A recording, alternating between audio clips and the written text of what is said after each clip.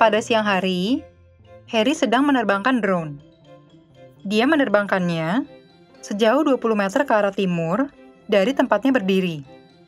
Lalu, ke arah utara sejauh 20 meter. Kemudian ke arah barat sejauh 40 meter.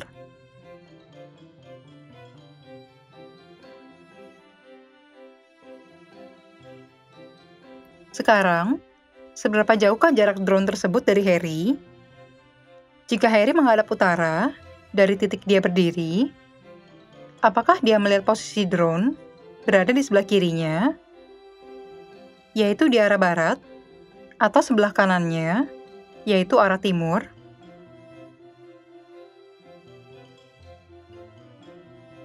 Kita akan menghitung jarak dan lokasi drone tersebut dari tempat berdirinya Harry dengan menggambar diagram seperti berikut. Arah atas menunjukkan arah utara, dan arah kanan menunjukkan arah timur. Titik O menunjukkan titik asal drone, yang juga tempat Harry berada, dan titik P menunjukkan titik akhir drone. Perjalanan drone Harry adalah dari O ke A1, lalu ke A2, dan terakhir ke P. Dapat kita lihat dari diagram bahwa jarak OP sama dengan panjang sisi miring segitiga OBP yang siku-siku di B. Titik B merupakan titik pada garis OB yang dipilih, sehingga panjang O ke B sama dengan panjang A1 ke A2, yaitu 20 meter.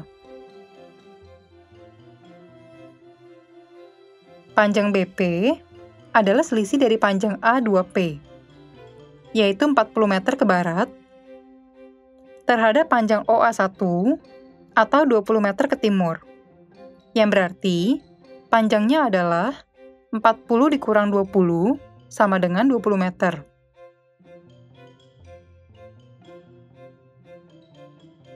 Kita dapat meyakini segitiga OBP adalah segitiga siku-siku, karena OB mengarah ke utara, BP mengarah ke barat, dan kedua arah tersebut saling tegak lurus.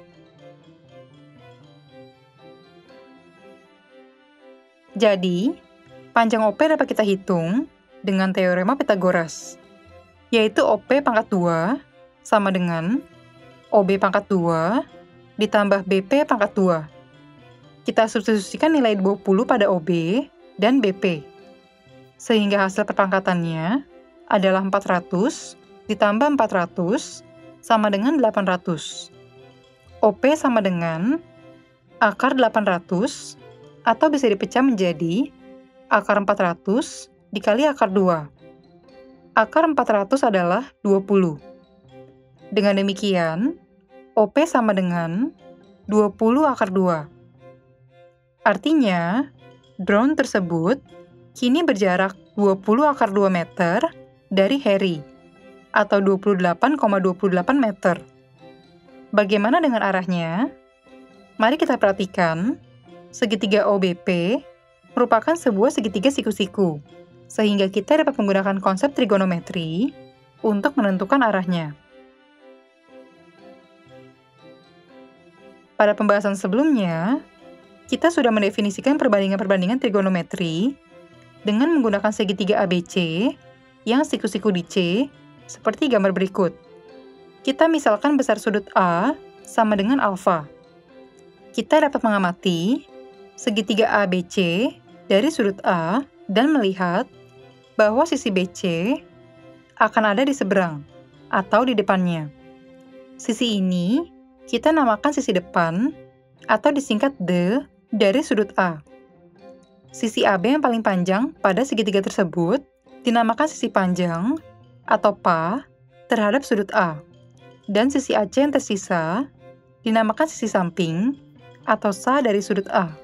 Kita dapat mendefinisikan perbandingan-perbandingan antara panjang dua sisi yang berturut-turut sebagai perbandingan sinus yang disingkat sin dan kosinus yang disingkat cos.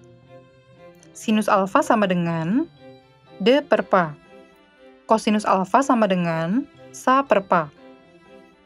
Pembagian dari perbandingan sinus terhadap kosinus itu sendiri dapat dinyatakan dalam perbandingan baru yang bernama tangen atau disingkat tan sebagai berikut ini.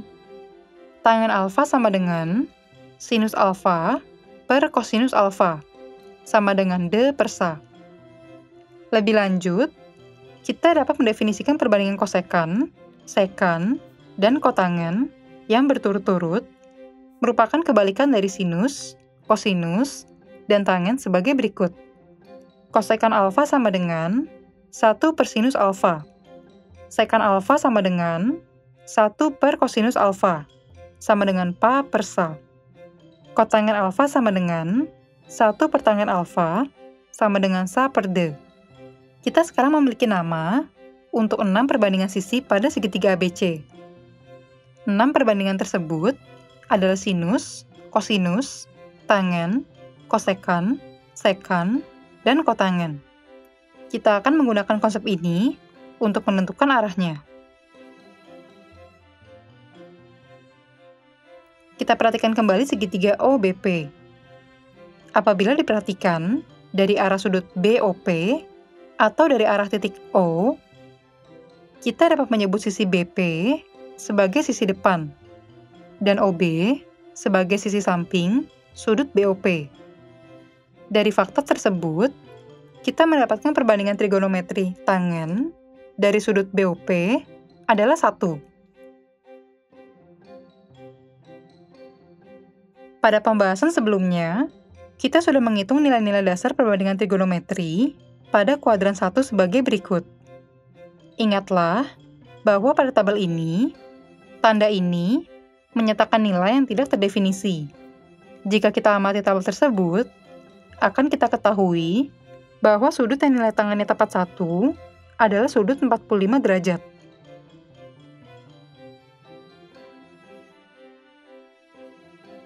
Artinya, besar sudut BOP adalah 45 derajat. Hasil ini bisa diverifikasi dengan melihat fakta bahwa segitiga OBP adalah siku-siku sama kaki. Ini berarti besar sudut BOP dan sudut OPB haruslah sama. Tetapi, jumlah kedua besar sudutnya juga harus tepat 90 derajat. Akibatnya, besar sudut OPB haruslah 45 derajat.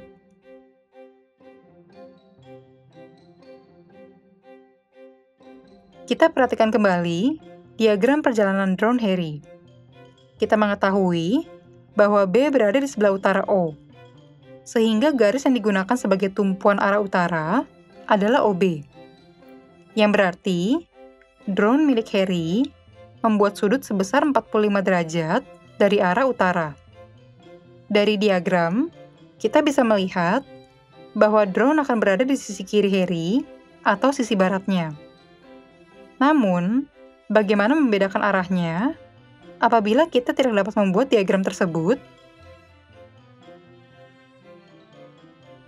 Contoh pembanding, kita perhatikan bahwa sebenarnya titik A juga membentuk sudut 45 derajat dari utara.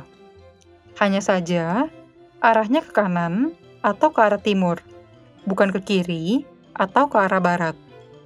Akan tetapi, dari pengamatan ini, kita mengatakan 45 derajat dari utara tanpa menyebutkan arahnya adalah belum cukup. Oleh karena itu, bagaimana menyelesaikan masalah ini? Kita dapat mencoba dengan mengubah arah hadap Harry dari utara ke timur. Setelah Harry menghadap timur, untuk menghitung arahnya, dapat dilakukan dengan cara menghitung sudutnya dari arah putar yang berlawanan arah jarum jam atau ke arah utara. Persisnya, alasan kita menetapkan arah putar yang seperti itu akan dijelaskan selanjutnya. Jadi, sekarang kita gunakan saja aturan ini. Jika mengikuti aturan tersebut, akan kita dapatkan bahwa titik A2 tetap berada pada arah 45 derajat dari timur. Tetapi, kini titik P yaitu tempat drone tersebut berada, akan memiliki arah 135 derajat dari timur. Nilai ini didapat dari jumlah 45 derajat untuk sudut BOP dan 90 derajat dari sudut A1OB. Kita dapat mengatakan bahwa drone Harry berada pada arah 135 derajat dari Harry. Sekarang, kita memiliki cara untuk menentukan arah suatu benda hanya dengan menyatakan besar sudutnya. Cara penyebutan sudut ini juga bisa kita gunakan untuk mengembangkan penghitungan nilai-nilai perbandingan trigonometri.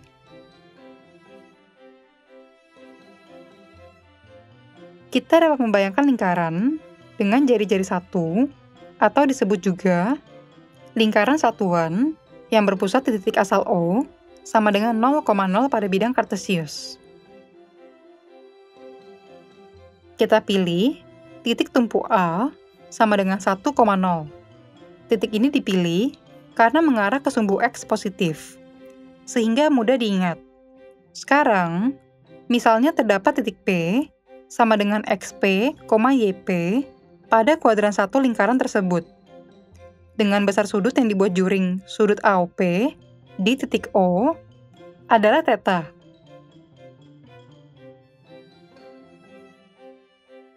Sudutnya akan kita ukur berlawanan arah jarum jam, agar lingkarannya berputar dari sumbu X positif ke sumbu Y positif. Alasan kita tadi meminta Harry untuk menghadap timur dan menghitung sudutnya dengan berputar ke arah utara adalah untuk menyamakan arah putarnya dengan arah putar dari sumbu X positif ke sumbu Y positif. Sekarang, kita buat titik PX sama dengan XP, 0 dan PY sama dengan 0, YP. Kemudian, amatilah segitiga OPXP.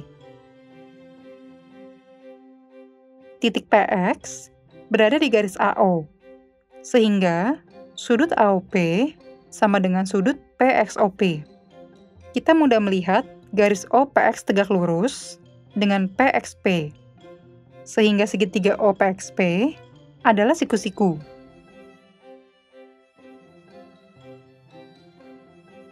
Lingkaran memiliki jari-jari satu, sehingga OP yang merupakan jari-jari lingkaran tersebut akan memiliki panjang 1.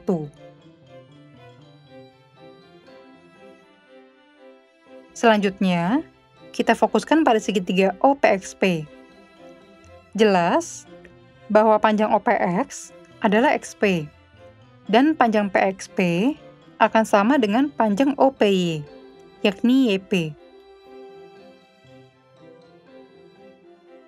Sekarang, nilai sinus dan kosinus sudut PXOP secara berturut-turut dapat kita tentukan sebagai berikut. Kita dapatkan sin theta sama dengan YP, kosinus theta sama dengan XP.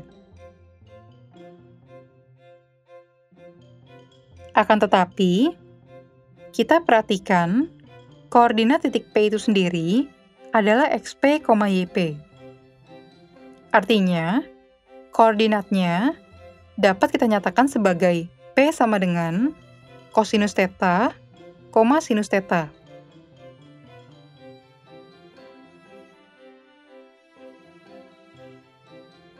Ingat kembali bahwa sudut AOP sama besarnya dengan sudut PXOP. Jika menggunakan kesamaan tersebut, kita sekarang memiliki cara baru untuk menyatakan perbandingan trigonometri yang ditunjukkan oleh lingkaran satuan ini. Definisi 1, misalnya, terdapat lingkaran berjari-jari 1 pada bidang kartesius, dengan titik pusatnya di O sama dengan 0,0, dan titik tumpu untuk pengukuran sudutnya adalah A sama dengan 1,0. Misalnya, terdapat titik P sama dengan XP, YP pada lingkaran dengan besar sudut yang dibuat juring AOP dengan sudutnya diukur berlawanan arah jarum jam adalah theta. Oleh karena itu, nilai fungsi sinus dan kosinus sudut AOP dinyatakan dengan sinus theta sama dengan YP. Kosinus theta sama dengan XP.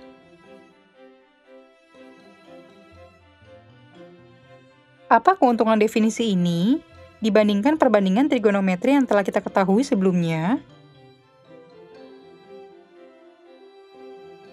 Mari kita perhatikan. Kita bisa saja menempatkan titik lain, sebutlah Q, di kuadran 2 untuk mendapatkan sudut AOQ yang lebih besar dari 90 derajat, tetapi kurang dari 180 derajat. Misalnya, kita menyatakan posisi akhir drone Harry pada contoh memiliki arah 135 derajat. Karena kita dapat mencari koordinat untuk Q, berarti kita dapat menentukan perbandingan sinus dan kosinus untuk sudut AOQ yang lebih besar dari 90 derajat.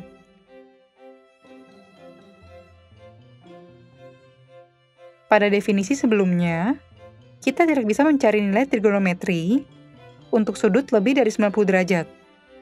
Karena tidak ada segitiga yang mempunyai sudut sebesar 90 derajat dan lebih dari 90 derajat sekaligus.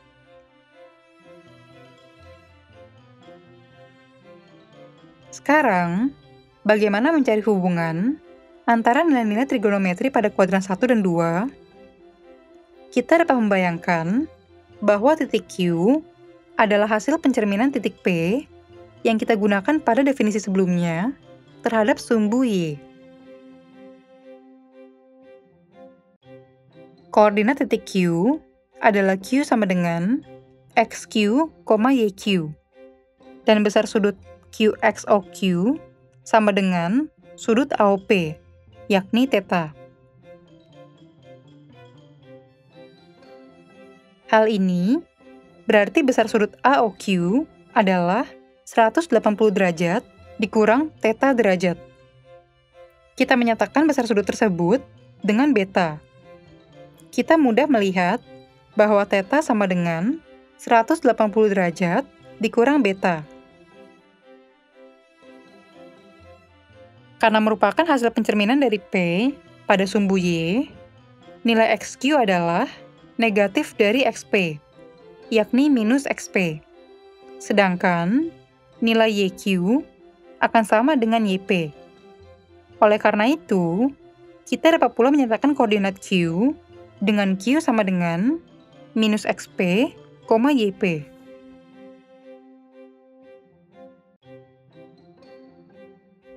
Dari definisi tersebut, nilai kosinus dan sinus dari sudut AOQ adalah sebagai berikut. Kosinus beta sama dengan minus XP. Nilai XP sama dengan kosinus theta. Sedangkan nilai theta sendiri adalah 180 derajat dikurang beta. Sementara itu, sinus beta sama dengan YP. Nilai YP sama dengan sinus theta. Sedangkan nilai theta sama dengan 180 derajat dikurang beta.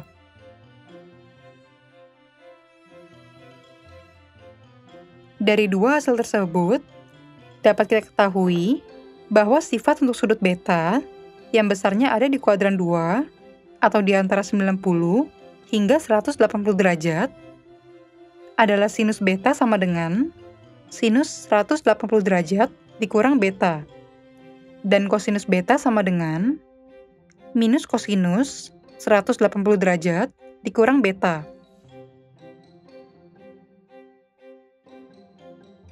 Perhatikan pula, karena beta sama dengan 180 derajat dikurang theta, hasilnya dapat juga kita tulis sebagai berikut. Kita akan menggunakan hasil tersebut pada soal berikut ini.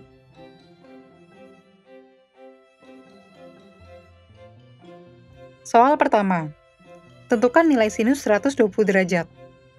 Nilai 120 derajat berada di kuadran 2. Artinya, kita ambil beta sama dengan 120 derajat. Dari hubungan nilai sinus pada kuadran 2, kita akan mendapatkan nilai sinus 120 derajat dengan penghitungan sinus beta sama dengan sinus 180 derajat dikurang beta. Artinya, sinus 120 derajat sama dengan sinus 180 derajat dikurang 120 derajat. Hasilnya adalah sinus 60 derajat. Telah kita pelajari sebelumnya bahwa sinus 60 derajat sama dengan 1/2 akar 3. Jadi, nilai sinus 120 derajat sama dengan 1/2 akar 3. Soal kedua, tentukan nilai kosinus 120 derajat. Nilai 120 derajat berada di kuadran 2. Artinya, kita ambil beta sama dengan 120 derajat. Dari hubungan nilai kosinus pada kuadran 2, kita dapatkan nilai kosinus 120 derajat dengan penghitungan kosinus beta sama dengan negatif kosinus 180 derajat dikurang beta. Itu berarti kosinus 120 derajat sama dengan negatif kosinus 180 derajat dikurang 120 derajat. Yang hasilnya adalah minus kosinus 60 derajat. Telah kita pelajari sebelumnya bahwa kosinus 60 derajat sama dengan 1/2. Jadi, kosinus 120 derajat sama dengan minus 1/2. Hasil tersebut juga menandakan bahwa nilai fungsi kosinus boleh negatif. Nilai ini wajar. Jika kita melihat kembali diagram kartesius berikut, titik Q berada di sebelah kiri sumbu Y, sehingga nilai XQ memang akan negatif. Nilai minimum untuk fungsi kosinus adalah minus 1 untuk sudut 180 derajat yang diperoleh dari penghitungan berikut ini.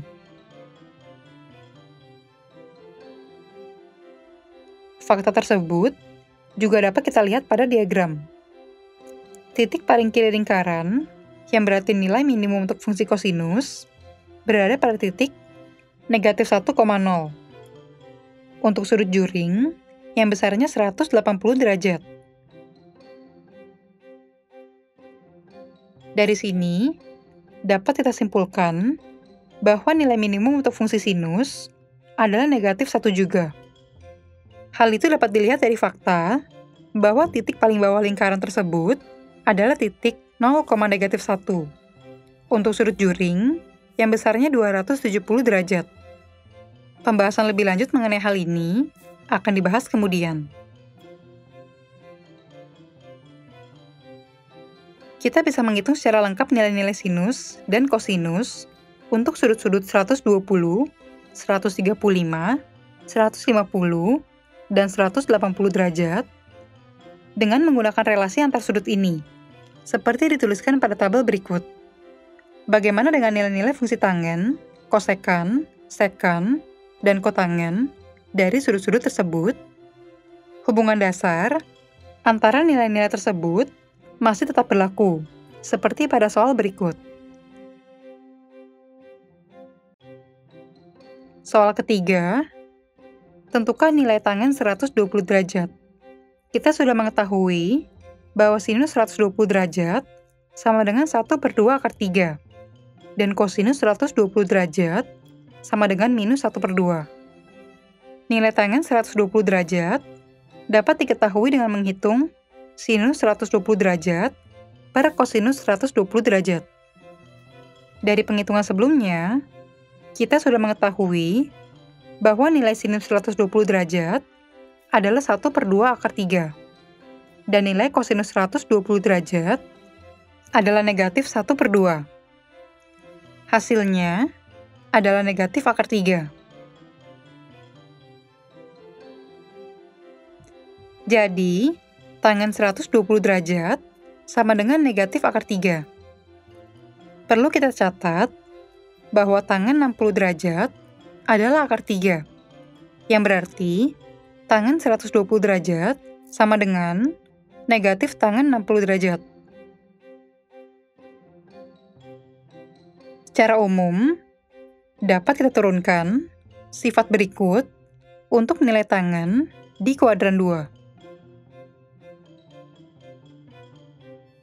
Jadi, tangan beta sama dengan negatif tangan 180 derajat dikurang beta. Dengan cara serupa, kita dapat menemukan nilai-nilai untuk fungsi tangan, kosekan, sekan, dan kotangen di kuadran 2, seperti ditunjukkan pada tabel berikut. Nilai-nilai ini nantinya akan dikembangkan lebih lanjut untuk kuadran 3 dan 4 untuk melengkapi nilai-nilai perbandingan trigonometri dalam satu lingkaran penuh.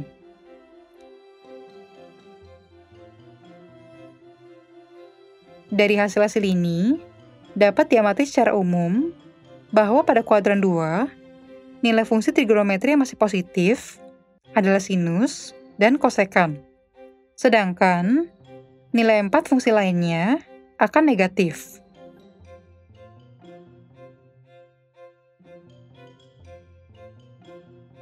Ingat kembali, hubungan besar sudut radian 180 derajat sama dengan pi radian.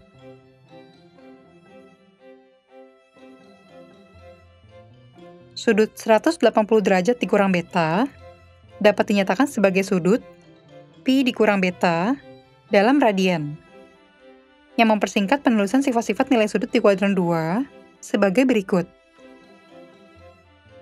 Perhatikan, kita menghilangkan notasi rad pada penulisan besar sudut ini. Hal ini dapat dijelaskan sebagai berikut.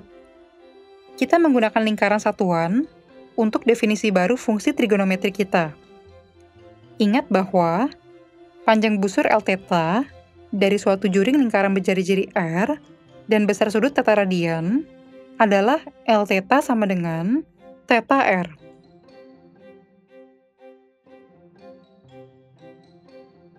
Namun, lingkaran yang kita gunakan pada definisi memiliki jari-jari 1, sehingga R sama dengan 1. Dan untuk sembarang sudut θ radian, Lθ sama dengan θ, yang berarti panjang busur dan besar sudutnya akan sama persis. Dari fakta ini, kita dapat menuliskan ulang definisi 1 sebagai berikut. Definisi 1 cara lain. Misalkan, terdapat lingkaran berjari-jari 1 di bidang kartesius, dengan titik pusatnya di O sama dengan 0,0, dan titik tumpu A sama dengan 1,0. Misalnya, terdapat titik P sama dengan XP, YP pada lingkaran dengan panjang busur AP yang diukur berlawanan arah jarum jam adalah θ. Dengan demikian, nilai fungsi sinus dan kosinus sudut AOP berturut-turut dinyatakan oleh sinus θ sama dengan YP, kosinus θ sama dengan XP. Definisi ini memiliki keuntungan bahwa nilai fungsinya kini didasarkan bukan hanya pada besar sudutnya, melainkan juga pada panjang busurnya. Hal ini membuka peluang yang besar untuk aplikasinya dalam berbagai bidang, sehingga para ilmuwan sepakat untuk menggunakan satuan radian dalam penulisan sudut untuk memudahkan hubungannya ke panjang busur. Sebagai gantinya, sudut dalam derajat harus ditulis dengan tanda derajat X derajat untuk membedakannya dengan radian. Sebelumnya, kita sudah mendefinisikan 6 perbandingan dasar trigonometri dengan menggunakan segitiga siku-siku dan menemukan nilainya untuk beberapa sudut sederhana, seperti dalam tabel berikut.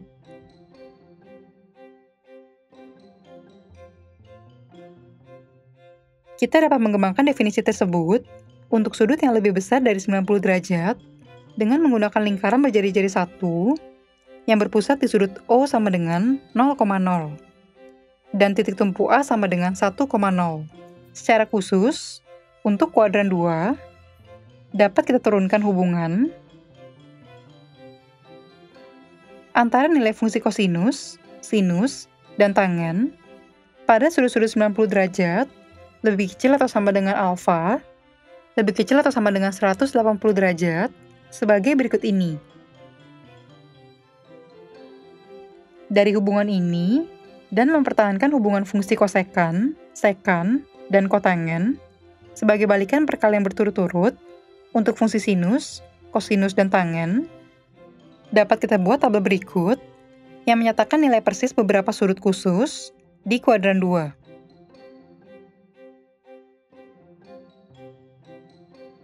Dengan mengamati pendefinisian fungsi trigonometri yang menggunakan lingkaran satuan, dapat kita buktikan bahwa nilai maksimum yang mungkin dari fungsi sinus maupun kosinus adalah 1. Selanjutnya, dapat diketahui bahwa nilai minimum dari fungsi sinus dan kosinus adalah negatif 1.